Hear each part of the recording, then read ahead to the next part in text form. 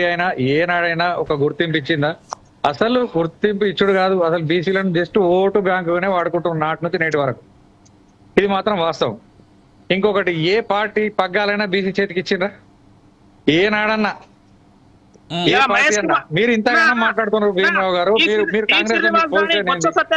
Congress party ఇచ్చింది. భీమరావు గారు 9 సంవత్సరాలు గుర్తుపెట్టుకోండి, అది వట్టిగా, అది ఎందుకు అది వట్టిగా బొమ్మ పెట్టుకోండి అంతే. మహేష్ కుమార్ గారు బొమ్మనా? ఏదో మాట్లాడిస్తున్నమాట కాదు. ఇలా డి శ్రీనివాస్ నుంచి బొత్స ఉన్నప్పటి నుంచి ఇలా ప్రజెంట్ ఉన్నటువంటి పీసీస్ గారు కూడా బీసీ బిడ్డనే. మీరు అసలు గౌరవపరచద్దు. భీమరావు గారు ఒక మాట అడుగుతా నేను.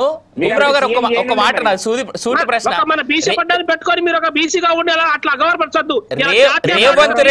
రేవంత్ రెడ్డికి ఉన్నంత అధికారం గానీ, రేవంత్ రెడ్డికి ఉన్నంత పవర్ గానీ మీరు ఇచ్చినటువంటి మహేష్ కుమార్ గౌడ్ కి మీరు ఇచ్చిర్రా?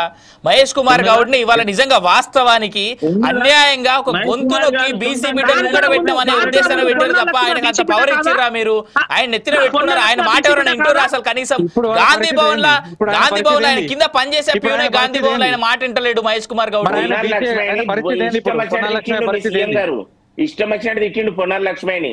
మరి దాని జవాబు ఏం చెప్తారు? చెప్పండి. అవసరాన్ని బట్టి వాడుకున్నాడే ప్రతి పార్టీ, ఇది మాత్రం ఖచ్చితంగా చెప్తాను నేను. ఇప్పుడు అదే మేము చెప్తున్నాం కదా, బీసీ బిడ్డ ఉండి ఒక బీజేపీ మీరు అన్ని ఏ పార్టీ సపోర్ట్ చేయండి, కనీసం కేసీఆర్ కు బీసీ బిడ్డ 10 ఇవ్వమని చెప్పండి. ఇప్పుడు బీసీ వారికి ఇవ్వమని చెప్పండి అంటున్నాం. మేము ఇప్పుడు బీసీల దానికి బీఆర్ఎస్ పార్టీ వ్యతిరేకమే కాదు, కానీ మరి సర్వే అనేది అరే రాజేష్ అన్న, మీరు ఇప్పుడు ఏదైతే మీ కవిత చేస్తున్నారో మీరు ముందుగా ఒక బీసీ బిడ్డకు మేము చేసినట్టు లెక్కనే మీరు డిక్లేర్ చేయండి. మీ ప్రెసిడెంట్ గారు బీసీసీకి ఇవ్వండి. రైట్, ఒక మాట భీమరావు, ఒక్క నిమిషం. నేను ప్యానెల్లో ఉండే నా మిత్రులందరికీ ఒక ఫైనల్ క్వశ్చన్ అడుగుతా ఉన్నా. రాజ్యాంగం కల్పించినటువంటి రాజేష్ గారు ప్లీజ్ లిసన్. రాజేష్ గారు ఒక్క నిమిషం. జితేందర్ గారు టైం అయిపోతా ఉంది, ప్లీజ్ లిసన్ వెయిట్. నాదొక సూటి ప్రశ్న ఉంది సార్. మూర్తి గారు మీ దగ్గర నుంచి మొదలెడతా. భారత రాజ్యాంగం ప్రకారం లేదా సుప్రీంకోర్టు లెక్కల ప్రకారం రిజర్వేషన్లు ఎప్పుడు 50% మించకూడదు, మిగిలిన 50% జనరల్ కేటగిరీలో ఉండాలి.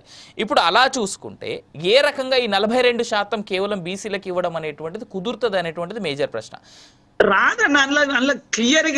రాజేష్ గారు ఒక్క నిమిషం. లెట్ మూర్తి గారు కంప్లీట్. మూర్తి గారు, నేను చెప్పేది ఏంటంటే 50% 60% ఎట్లా అయింది? 60% అవ్వలేదా? తమిళనాడు ఉంది కదా.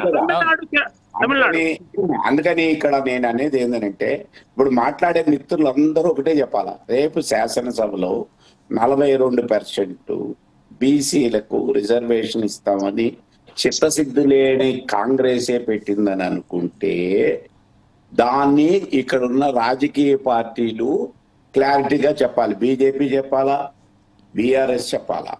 అందుకని నా ఉద్దేశం ఏంటంటే, ఫస్ట్ శాసనసభలో ఏదైతే డిక్లరేషన్ గా ఎన్నికల ముందు చెప్పారో దాన్ని చట్టసభకి తీసుకురావడానికి వాళ్ళు ప్రత్యేక సమావేశం ఏర్పాటు చేసి చేస్తామన్న దాన్ని. మూర్తి గారు, దాంట్లో మీ మిత్రుల యొక్క పాత్ర ఏంటో చెప్పాలా.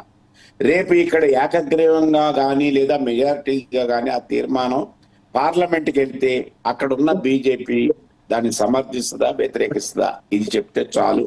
నా ఉద్దేశం ఏంటంటే, ఇప్పటికి కూడా నేను మిత్రులందరికీ ఇచ్చే సూచన ఏంటంటే, రాజకీయంగానే కొడదాం, కానీ బీసీలకు వచ్చిన అవకాశాన్ని మాత్రం మీరు వదిలిపెట్టద్దు అనేది నా సూచన.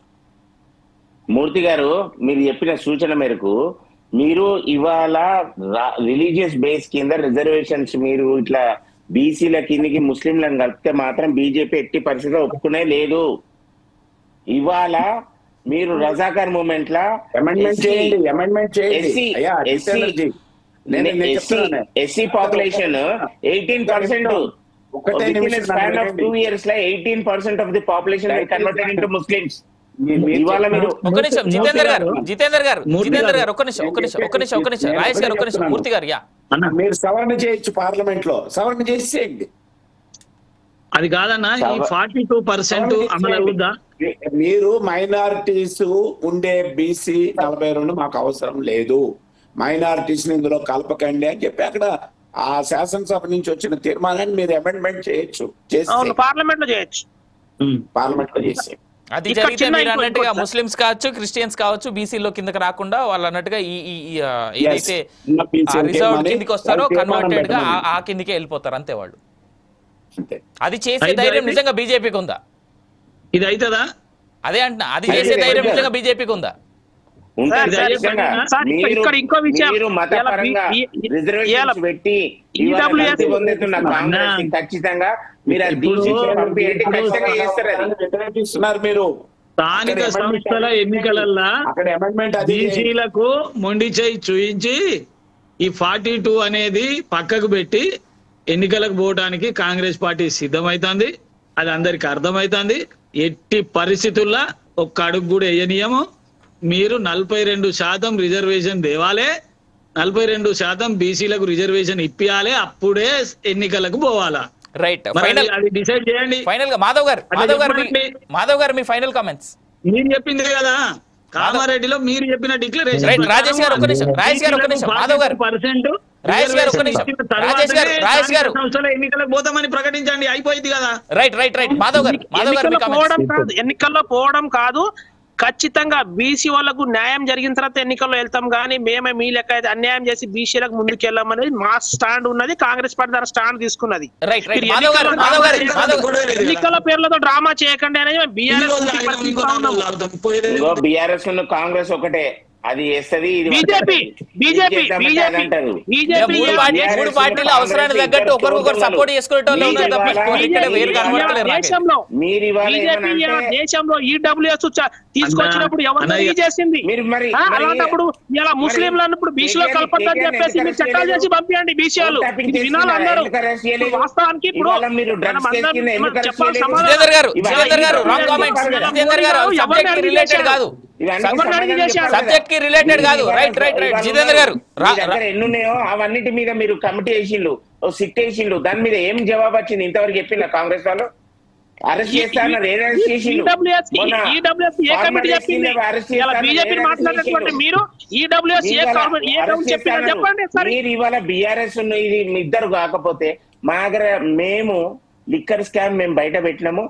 జితేందర్ గారు ఇది not to the subject, not the right subject. Jitender garu, ఇవాళ సబ్జెక్ట్ మనం దాని నుంచి మాట్లాడుతున్నాం. ఎగ్జాక్ట్లీ. మాధవ్ గారు మీ ఫైనల్ కామెంట్స్. మాధవ్ గారు మీ ఫైనల్ కామెంట్స్. రాజేష్ గారు ఒక్క నిమిషం. ప్యానెల్ మెంబర్స్ అందరికి ఫైనల్ గా కాబట్టి జైలు పోయింది కాబట్టి బీజేపీ ఆ విషయం చెప్పండి. మీరు బీఆర్ఎస్ అపోజ్ చేసింది అంటే ఇద్దరు అనుకోని అరే నేను పెడతాను వద్దనరా. జితేందర్ గారు బీజేపీ ఎమ్మెల్సీలను గెలిపించడం కోసమే ఇలా బీఆర్ఎస్ ఎమ్మెల్సీలో పోటీ చేయలేదు. ఈ విషయం కూడా చెప్పండి మీరు. రైట్, మనం ఒక్క దగ్గర మొదలై ఇంకో దగ్గరికి వెళ్తున్నాం. రాజకీయ కామెంట్స్ కాదు, ప్రజలకి అర్థమయ్యే విధంగా ప్రజల కోసం మనం మాట్లాడాల్సినటువంటి సబ్జెక్ట్ ని చాలా డిబేట్ చేస్తా ఉన్నారు. However I would like to thank all my panelist ఈ పూట పాల్గొన్నందుకు. జితేందర్ గారికి, రాజేష్ గారికి, భీమరావు గారికి, అదేవిధంగా మూర్తి గారికి, మాధవ్ గారికి, అందరికీ ధన్యవాదాలు. ఫైనల్ గా నేను కంక్లూజ్ చేసే కంటే ముందు ఒక మాట మాత్రం చెప్పాలి. 42% డిక్లరేషన్ మేము ఖచ్చితంగా చేసి తీరతాం అనేటువంటి మాట రేవంత్ రెడ్డి గారు ఆనాడు అన్నారు. డిక్లరేషన్, కామారెడ్డి డిక్లరేషన్ పేరుతో ఆ సభలో క్లియర్గా పెట్టేసినటువంటి, అందరి ముందు ప్రవేశపెట్టినటువంటి లెటర్స్ అవ్వండి, లేదా పాంప్లెట్స్ అనుకోవచ్చు, లేదా ఇంకేదైనా అనుకోవచ్చు, కాంగ్రెస్ పార్టీ అంత క్లియర్గా చెప్పింది. బట్ కర్ణాటక, తెలంగాణ 2 రాష్ట్రాల్లో కాంగ్రెస్ పార్టీ ఇవాళ ఉంది కదా. ఇంకా వేరే చోట్ల అయితే కాంగ్రెస్కి అనుకూలంగా ఉన్నటువంటి పార్టీలు కూడా ఉన్నటువంటి రాష్ట్రాలు ఉన్నాయి. ఎందుకు అక్కడ కులగణన చేసి వాటిని ముందుకు పెట్టలేకపోతుంది కాంగ్రెస్ పార్టీ? దాన్ని ఎందుకు ముందుకు తీసుకెళ్ళలేకపోతుంది? Let's example as West Bengal, Tamil Nadu, Kerala, Karnataka, Telangana ఎందుకు ముందుకు తీసుకెళ్ళలేకపోతా ఉంది? పంజాబ్, లైక్వైజ్ చాలా రాష్ట్రాలు ఉన్నాయి కదా ఇంకా కాంగ్రెస్ పార్టీ పాలిస్తున్నాయో లేదా కాంగ్రెస్ పార్టీకి అనుకూలంగా ఉన్నటువంటి ఇండి కూటమిలో ఉన్నటువంటి పార్టీలు పాలిస్తున్నటువంటి రాష్ట్రాలు. అక్కడ ఎందుకు చేయట్లేదు? ఎందుకు కేవలం బీసీలను ఓటర్లుగా మాత్రమే చూస్తూ ఉన్నాయి ఈ రాజకీయ పార్టీలన్నీ? బీజేపీ కూడా అదే ఆ పంతాలో ఉందా? మేబీ అసలు కాంగ్రెస్ పార్టీ ఈ తెలంగాణ రాష్ట్రంలో చేసినటువంటి కులగణని ప్రాపర్ రిపోర్ట్స్ తీసుకొని నిజంగా పార్లమెంట్లో చట్టం చేయండి, మా రాష్ట్రంలో మేము 42% వీళ్ళకి ఇస్తా ఉన్నాం కాబట్టి 50% ఉన్నటువంటి రిజర్వేషన్ని ఇప్పుడు 60%కి తీసుకెళ్తాం మేము, కాబట్టి తద్వారా బీసీలకు మేము ఇవ్వాలనుకున్నటువంటి రిజర్వేషన్లు ఇవ్వగలమనేటువంటి మాట చెప్పగలదా? ఇక్కడ 23% ప్రస్తుతానికి ఉన్నటువంటి బీసీ రిజర్వేషన్ 42% చేయాలంటే ఇంక 20%, అంటే దాదాపుగా 70% రిజర్వేషన్లు కావాలి మాకు, మిగిలిన 30 జనరల్ కోటాలో ఇస్తాం మేము అనేటువంటి ఉద్దేశాన్ని కాంగ్రెస్ పార్టీ బిల్ పెట్టగలదా? 70%. Is that really possible? ప్రశ్నలు, సమాధానాలు, దీనికి కామన్ మ్యానే సమాధానం వెతుకోవాల్సినటువంటి టైం నిజంగానే ఉంది. ఎందుకు మనం ఈ రిజర్వేషన్లకి ఇంతలా ఇచ్చేస్తా ఉన్నాం? సాధ్యం కాని రిజర్వేషన్లు ఇస్తానంటే పార్టీలు వాటి వెంట మనం ఎందుకు ఆలోచించకుండా ముందుకెళ్తా ఉన్నాం? కాలమే సమాధానం చెప్పాలి. ఇది ఇవాళ పొలిటికల్ థాట్. నేను మీ అవినాష్ జంగమ, సైనింగ్ ఆఫ్.